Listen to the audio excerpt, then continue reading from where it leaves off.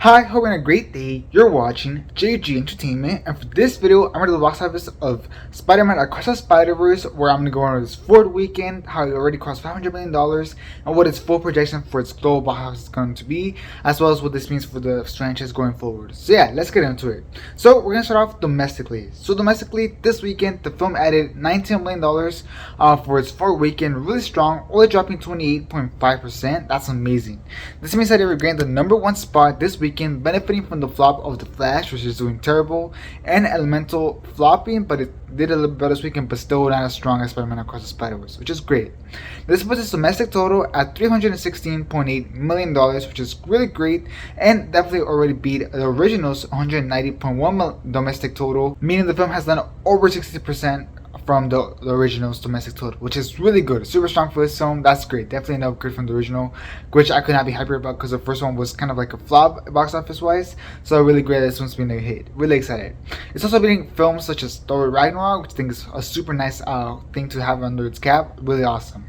Now, the film currently is eyeing a domestic total between $375 to $400 million, which would be super strong, and that would definitely mean that it would beat the original's total box office, which was at $375 million just on its domestic side, which is super cool. Imagine being able to say that the sequel beat the full global gross of the original's movie just by the domestic side of this film. That's really strong. It's also tracking to beat the recent Guardians of the Galaxy 3 domestic total, which currently stands at $351 million, which is really strong, meaning that this film was a bigger hit than Guardians of the Galaxy Volume 3 domestically, which is just crazy, and that means they will be positioned to be the second biggest domestic film of 2023 so far, just behind Marvel's $573 million, which is super cool. The top two movies are animated. That's super awesome, meaning that audiences are finally kind of getting into animated films here on the domestic side, which I think is super strong, and especially I don't think I could have happened to better films like this, like Across the Spider-Verse. Such a good film. Really happy for this film. Okay, now moving on from domestic to overseas. So how's it doing overseas or internationally? Well, the film added $22 million on its 4-weekend overseas, dropping only 20.3%, really strong hold. This puts its overseas total to $243.2 million, which is also pretty good.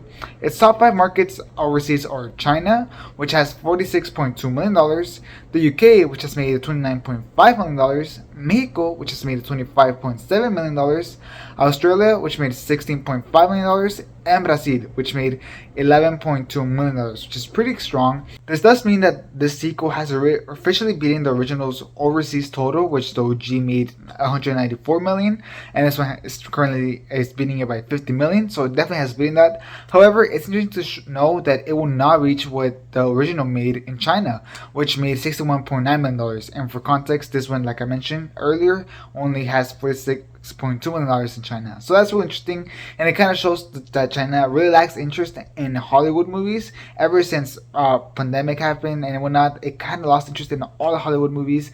I don't really know why that was the case, but it's really interesting. The only franchise that continues to be alive there is Fast and Furious, which is really interesting. So yeah, kind of interesting to just see that. Pretty weird. Now, the film is doing substantially weaker overseas as well compared to the domestic side, just because the overseas total right now for its global box office in general is only accounting for 43.3% of the box office, which is interesting because usually overseas brings in the most of the box office for a film.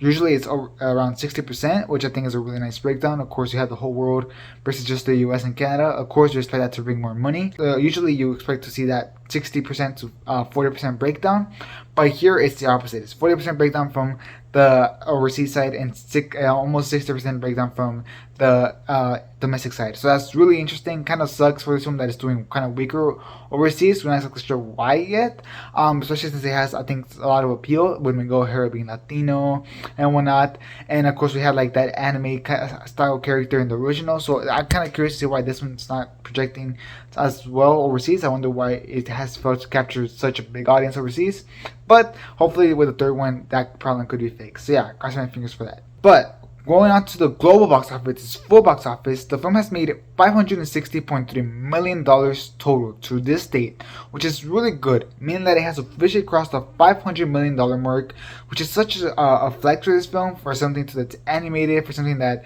honestly, the first one was a huge flop at the box office. It's such a good thing, so that's really awesome. That means it's 51% above Spiderverse, which finished its run at $375.4 million. 51% over the original. That's insane. It also means that it has beating Puss in Boots: The Last Wish and Venom 2's box office. Both these films were box office successes, so that's pretty cool that it has beaten both of those films. Especially Puss in Boots: The Last Wish, which I think did really good. The fact that this movie has beaten that is something incredible. The film is currently eyeing a $670 to $700 million global total, which is really strong, almost double what the original made. So really strong. That's awesome.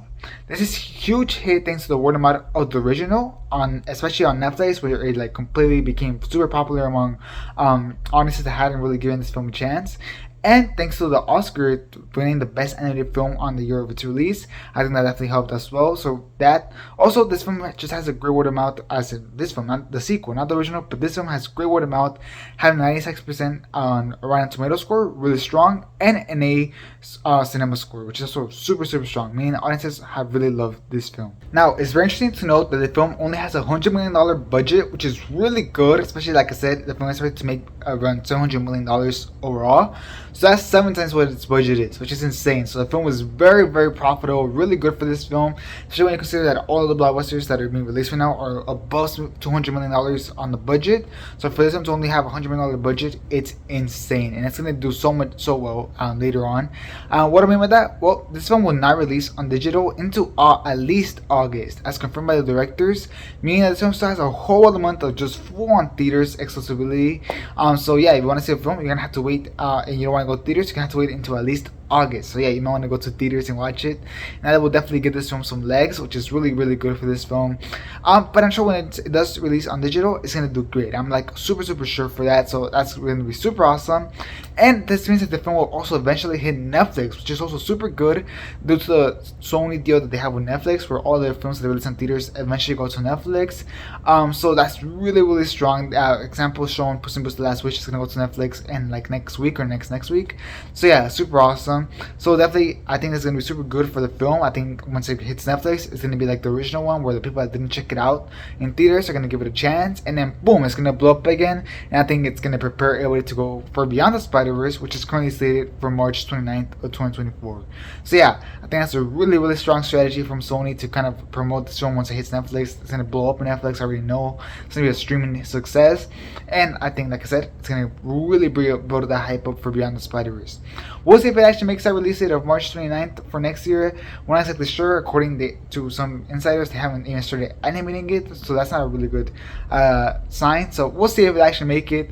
Very curious. But yeah, I'm super hyped for it. Tell me, are you hyped for it? I'm very curious. But overall, what a great success on the box office. Really hyped for this film, and I'm also sure that this film's probably gonna get the Oscar for the best animated film of the year, which I think it fully deserves. And hopefully it gets at least a nomination for Best Picture, because I think it deserves it. I think it was really good. So yeah, tell me, what do you think about the box office numbers down in the comments? Are you happy for this film that it's making this much money? How many times have you seen it in theaters? I'm very curious. And what do you think about the film? Tell me all that down in the comments. As well as please leave a like and just box office breakdown. Box office breakdowns require so much work, so much editing, so much notes taking and whatnot. So please leave a like and just box office breakdown. It's very helpful. So please leave a like and subscribe for a lot more content, including my box office breakdowns. If this box office breakdown does good, or if I get into another subscriber, I will definitely do more box office breakdowns. So please make sure to subscribe. It will be very helpful. Yeah, that'll be it for this video. Thanks for watching. Hope you have a great rest of your day. And this is Jeremy Entertainment out.